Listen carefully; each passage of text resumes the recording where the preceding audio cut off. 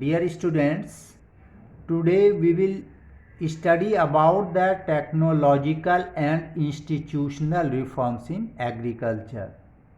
जो एग्रीकल्चर में कृषि में जो टेक्नोलॉजी और इंस्टीट्यूशन के क्षेत्र में जो उसमें सुधार लाए गए उसके बारे में स्टडी करेंगे. The agriculture is 1000 years old practice in India. Continuous use of same arable land without compatible institutional changes has limited the pace of agricultural development.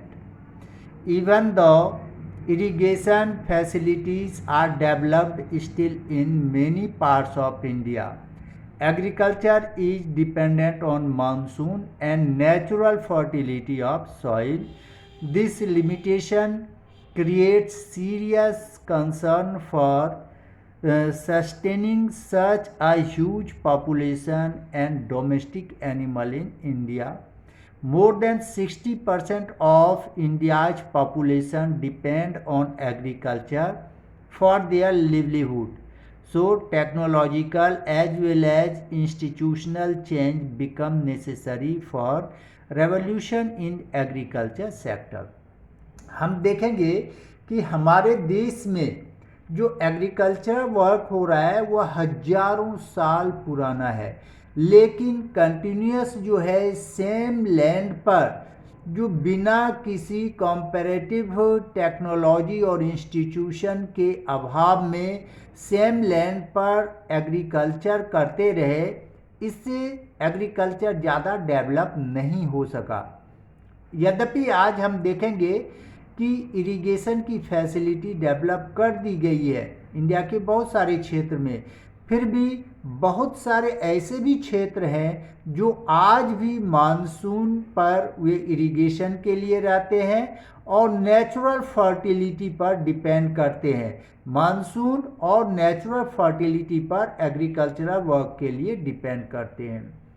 यह लिमिट जो इसमें सोर्सेज हैं, यह एक ग्रेट सीरियस जो है प्रॉब्लम क्रिएट कर रहा है और इस पर कंसर्न लेना, इस पर ध्यान देना बहुत ज़रूरी है, क्योंकि हमारे देश में देखते हैं कि मोर देन 60% पॉपुलेशन जो है एग्रीकल्चरल वर्क पर डिपेंड है और इतने अधिक पॉपुलेशन एग्रीकल्चर पर डिपेंड हो वे अपनी लिवलीहुड के लिए, अब फिर भी वे हम परंपरागत ढंग से हम फार्मिंग करें, टेक्नोलॉजी का इंस्टीट्यूशन का उपयोग नहीं किया जाए तो सिर्फ खाने बस जो अपने फैमिली का मेंटेन कर सके, फूड ग्रेन प्राप्त कर से इतना ही उपज होगा.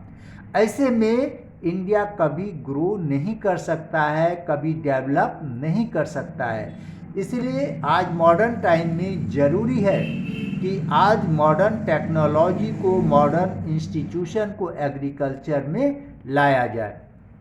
इंस्टीट्यूशनल रिफॉर्म्स, अब इस पर कंसर्न लेते हुए इंडियन गवर्नमेंट ने क्या क्या परिवर्तन लाया, क्या क्या जो फार्मर्स को सुविधाएं प्रदान किए, इसके बारे में देखेंगे. Major institution reforms include collectivisation, consolidation of land holding यानी चकबंदी, development of cooperative societies and evolution of zamindari system. अब आप देखें पहले क्या था, आज़ादी के बाद तक हम देखेंगे यहाँ पर जमींदारी सिस्टम थी. जमींदार के पास काफ़ी लैंड्स होते थे, हजारों एकर्स ऑफ लैंड होते थे और वे जमींदार पूरे फार्म पर एग्रीकल्चरल वर्क नहीं कर पाते थे. वे फार्मर्स को खेती करने के लिए दे देते थे ज़मीन का प्लॉट और उससे से अधिक टैक्स वसूल किया करते थे, जिससे कि ज़मींदारों की रोजी रोटी चलती थी. अब इससे क्या है कि ये फार्मर्स को किसी प्रकार की सुविधा नहीं प्रदान करते थे और फार्मर्स की अपनी ज़मीन नहीं थी, इसीलिए उससे अधिक टैक्स लेने के कारण उसको फार्मर्स को अधिक बेनिफिट नहीं होता था, वे गरीबी में जीवन जीते थे, इसलिए फार्मर्स भी पूरे विलिंगली जो है खेतों पर काम नहीं करते थे। बाद में हम देखेंगे जब हमारे कंट्री का पॉपुलेशन बढ़ा, जमींदारी सिस्टम को समाप्त किया गया और छोटे छोटे जो प्लॉट्स में बांटकर जो उसको फार्मर्स को लैंड को प्रदान किया गया। अब ये लैंड धीरे धीरे इतने छोटे प्लॉट्स में बदल गए कि उसमें मॉडर्न मेथड ऑफ फार्मिंग करना आसान नहीं रहा। इसलिए इन परेशानी को देखते हुए इंडियन गवर्नमेंट ने चकबंदी प्रथा जो है विकसित की। इसके अंतर्गत क्या होता है? चकबंदी प्रथा के अंतर्गत कि अगर जो किसान के छोटे किसान के प्लॉट्स कई हैं जो इधर उधर बिखरे हुए हैं, तो उसको एक एवज में जितनी जमीन है उसके एवज में दूसरी जगह जमीन दे दी जाती है, और जो वह पार्ट रहा तो उस फार्मर्स के अदर फार्मर्स के जो जमीन के निकट हुआ रहता था उसे जोड़ दिया जाता था, जिससे कि बड़ा प्लॉट बन सके और आसानी से मॉडर्न प्रोसेस से एग्रीकल्चरल वर्क किया जा सके। Right of inheritance fragmented the land holding to economically unviable units that require necessary steps for consolidation to uphold the production and productivity. So land reform was the main focus in our first 5 years plan. इसलिए आपने देखा कि सबसे पहले land reform करना, जमींदारों से किसानों तक जमीन पहुंचाना, और जब फिर छोटे छोटे टुकड़े में खेत बट गए तो उसे चकबंदी द्वारा बड़े प्लॉट में उसको चेंज करना, ताकि मॉडर्न प्रोसेस से जो है फार्मर्स फार्मिंग कर सके। यह फर्स्ट 5 इयर्स प्लान जो था वह हमारे गवर्नमेंट ने इसी पर ध्यान दिया। But the initiative could not result satisfactory because of the lukewarm of the negligence in the implementation of law and regulation regarding land reforms। लेकिन इसमें बहुत कम सुधार दिया गया, क्योंकि जो जितने भी लोग थे इस रूल्स को रेगुलेशंस को विलिंगली नहीं जो है फॉलो किया, इसे नेगलेक्ट किया। In 1960s and 1970s, Indian government seriously thought for agricultural reforms and improvement in agricultural production and productivity to make India a self-sustained agricultural country। इसके फलस्वरूप क्या हुआ? 1960 और 70 के बीच में इंडियन गवर्नमेंट ने इस पर सीरियसली ध्यान दिया, जिससे कि इंडिया में एग्रीकल्चर में इम्प्रूवमेंट लाया जाए और सेल्फ डिपेंडेंट बनाया जाए, self sustained agricultural country India को बनाया जाए। इस पर विशेष ध्यान दिया गया। इसके अंतर्गत जो जमीन में जो सुधार किया गया वो तो आपने देखा, चकबंदी लागू की गई, जमींदारी प्रथा को समाप्त किया गया। इतने से काम नहीं होने वाला था, इंस्टीट्यूशन के अतिरिक्त टेक्नोलॉजी में भी परिवर्तन लाना जरूरी था। तो अब देखेंगे सेकेंड में technological reforms. Major technological changes include introduction of green revolution, irrigation facilities, white revolution etcetera in the late 1960 में जो है टेक्नोलॉजी चेंज किया गया एग्रीकल्चर में। इसके अंतर्गत इरिगेशन फैसिलिटी प्रदान की गई, ग्रीन रेवोल्यूशन लाया गया, वाइट रेवोल्यूशन। ग्रीन रेवोल्यूशन क्या है? जो मॉडर्न प्रोसेस से फार्मिंग करके अधिक से अधिक प्रोडक्शन प्राप्त करना ही ग्रीन रेवोल्यूशन का मुख्य उद्देश्य था। और वाइट रेवोल्यूशन में जो हमारे देश में बहुत संख्या में एनिमल्स थे, लेकिन वे अधिक मिल्क यील्ड करने वाले, अधिक दूध देने वाले नहीं थे। इसलिए जानवरों के नस्ल में सुधार करना, जानवरों के अच्छे खान पान की व्यवस्था करवाना, इस सब पर ध्यान दिया गया ताकि फार्मर्स जो है न सिर्फ एग्रीकल्चरल प्रोडक्शन में बल्कि मिल्क प्रोडक्शन में भी आशातीत वृद्धि कर सके।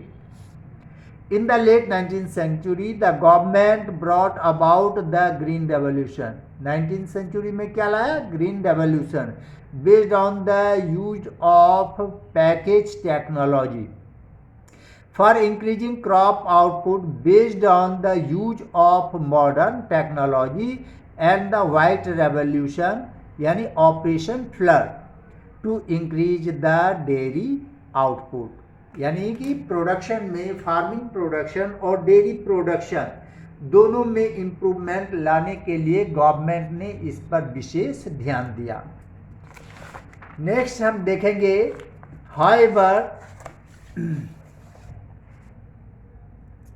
however these developments were concentrated only in few selected areas of country. यह भी पूरे देश में जो है समान रूप से लागू नहीं किया गया, यह भी देश की कुछ भागों में ही सिमट कर रह गया। नेक्स्ट देखेंगे land development programme. In the 1980s and 1990s many institution and technical reforms were made under comprehensive land development program। 1980 और 1990 के बीच में लैंड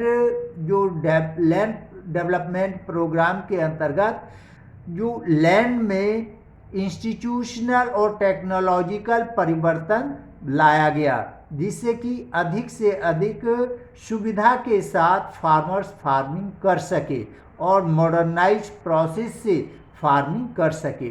इसके अंतर्गत देखेंगे provision for crop insurance against drought. जो सूखा पड़ता था उसके कारण किसानों की फसल सूख जाते थे, उन्हें घाटा होता था, इसी कारण से किसान ज़्यादा रिस्क नहीं लेना चाहते थे। अब गवर्नमेंट ने क्या किया, उनके क्रॉप्स के लिए इंश्योरेंस की व्यवस्था की कि अगर ड्रॉट में सूख जाए तो उसके लिए ड्रॉट से, फ्लड से, साइक्लोन से, फायर से, डिजीज से, किसी भी कारण से क्रॉप्स अगर डिस्ट्रॉय हो जाए तो इसके लिए इंश्योरेंस की व्यवस्था की गई ताकि फार्मर्स को अधिक लॉस नहीं उठाना पड़े।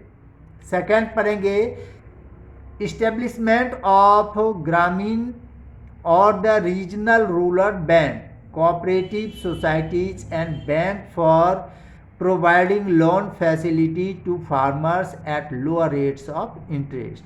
Government has initiated many other benefit scheme for the farmer.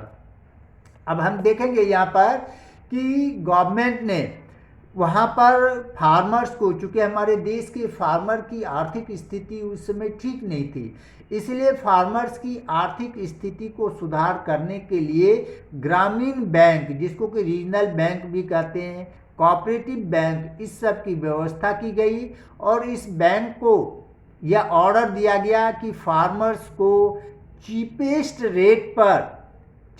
Interest rate पर उसे लोन दिया जाए, जिससे कि फार्मर्स न्यू जो है ये फार्मिंग टूल्स, फार्मिंग के लिए इरिगेशन की सुविधा करने के लिए पंप सेट, ट्रैक्टर, हार्वेस्टर्स, इस सब का उपयोग, फर्टिलाइजर्स, इस सब का उपयोग कर से अधिक प्रोडक्शन प्राप्त कर सके। इसके लिए गवर्नमेंट ने अदर और भी बेनिफिशियल जो है स्कीम लागू किया, जिससे कि फार्मर्स को अधिक से अधिक बेनिफिट प्राप्त हो सके। नेक्स्ट हम देखेंगे बेनिफिट्स ऑफ द स्कीम। जो ये स्कीम गवर्नमेंट ने चलाया उससे फार्मर्स को कौन कौन से बेनिफिट्स हो गए। Some of the benefit scheme are establishment of Indian Council of Agricultural Research. अब क्या है कि जो फार्मर्स थे इतने लिटरेट नहीं थे कि लैंड के अकॉर्डिंग, लैंड को जांच करके उसके अकॉर्डिंग जो है क्रॉप्स वे उपजा सकें। इसीलिए इंडियन गवर्नमेंट ने Indian Council of the agricultural research ICAR की स्थापना की, जिसका काम होता था कि लैंड की क्वालिटी को चेक करना, किस लैंड पर कौन से क्रॉप्स अधिक होंगे, उसके संबंध में फार्मर्स को जागरूक करना, ये सारे काम थे। एग्रीकल्चरल यूनिवर्सिटीज खोले गए, veterinary services and animal breeding centres,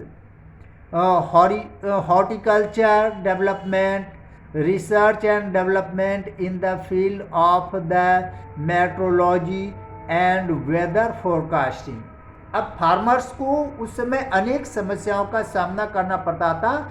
maximum समस्याओं के निदान के लिए सबसे पहले आपने देखा ICAR गवर्नमेंट ने स्थापित किया, एग्रीकल्चरल यूनिवर्सिटी खोले गए, वेटनरी सर्विसेज जो एनिमल पालते थे उनके लिए एनिमल ब्रीडिंग सेंटर की स्थापना की गई, हॉर्टिकल्चर डेवलपमेंट पर ध्यान दिया। हॉर्टिकल्चर में आपने देख लिया फ्रूट्स और वेजिटेबल्स जो प्रोडक्ट किए जाते हैं उसे हॉर्टिकल्चर कहते हैं। Research and development in the field of the metrology and the weather forecasting, metrology development के लिए भी रिसर्च सेंटर खोला गया और जो वेदर से रिलेटेड फोरकास्ट किया गया ताकि जो फार्मर्स हैं पहले ही जो वेदर के बारे में जान ले और उसके अनुसार जो अनुकूल स्टेप उठा सके। नेक्स्ट देखेंगे Kisan credit card KCC, scheme for giving easy and cheap loans to small farmers, personal accident insurance scheme for Kisan credit card holders. किसान के लिए अब क्या क्या किया, उनको अधिक से अधिक चीप लोन प्रदान करने के लिए पर्सनल एक्सीडेंट इंश्योरेंस की भी व्यवस्था की गई है और इसके अतिरिक्त किसान क्रेडिट कार्ड का निर्माण करके किसान को सुविधा देने का प्रयास किया गया। नेक्स्ट है special weather bulletins and the agricultural programmes for farmers were introduced through radio and television channel. मैंने बताया कि इंडियन जो फार्मर्स होते थे वे इलिटरेट होते थे, इसीलिए जो एग्रीकल्चर से रिलेटेड बहुत सारे बुलेटिन्स जो है वे फार्मर्स को इंट्रोड्यूस करते हुए रेडियो और टेलीविज़न के द्वारा जो है वे निकाला करते थे, जिसे सुनकर फार्मर्स अधिक से अधिक बेनिफिट ले सके। नेक्स्ट देखेंगे government now also announces minimum support price. Yes, आज जो आप देखते हैं कि जो गवर्नमेंट के द्वारा रन कर रही राशन शॉप है जिसमें चीप रेट पर गरीबों को अनाज मिलते हैं, उसके बारे में देखेंगे। गवर्नमेंट ने सबसे पहले क्या किया कि जो मिनिमम सपोर्ट प्राइस है फार्मर्स के ग्रेन्स के वह पहले ही अनाउंस कर देते हैं ताकि जो पूंजीपति है वे फार्मर्स पर प्रेशर डाल के सस्ते रेट में उनके क्रॉप्स को ना खरीद सके। For various agricultural products like serial, pulses and others and remunerative procurement price for important crops to check the exploitation of farmers by the speculators and the middlemen। यह सब व्यवस्था इसलिए की गई ताकि जो मिडिलमैन है या फिर जो जिससे कर्ज लेते थे वे दबाव डालकर ज़बरदस्ती चीप रेट में जो फार्मर्स से चीप रेट में ग्रेन्स खरीद लेते थे, इस सब से मुक्त करने के लिए गवर्नमेंट ने minimum support price agriculture product पैदा होने के पहले ही अनाउंस कर देते हैं ताकि फार्मर्स उससे कम रेट पर किसी के पास अपने प्रोडक्ट को ना बेचे, जिससे कि फार्मर्स को अधिक से अधिक बेनिफिट हो सके। Okay, thank you.